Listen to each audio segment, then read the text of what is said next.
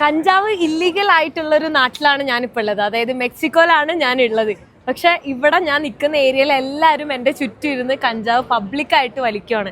അതായത് ഈ സ്ഥലത്തെ എല്ലാ ആൾക്കാരും കഞ്ചാവ് വലിക്കുന്നുണ്ട്, പബ്ലിക്കായിട്ട് വിൽക്കുന്നുണ്ട്. അതാണ് ഇവിടെ കാണാൻ പറ്റുന്നത് കേട്ടോ. അപ്പോൾ ഇവിടെ എല്ലാം ഇരുന്ന് റോൾ ചെയ്യുന്നു നമുക്ക് കാണാൻ പറ്റും. വലിക്കുന്നതും പല ടൈപ്പ് സംഭവങ്ങളും, അതായത് വലിക്കുന്നതിലും റോൾ ചെയ്യുന്നതും എല്ലാം നമുക്കിവിടെ കാണാൻ പറ്റും. പക്ഷെ ഈ രാജ്യത്ത് ഇതിവിടെ ലീഗലല്ല, ഇല്ലീഗലാണ്.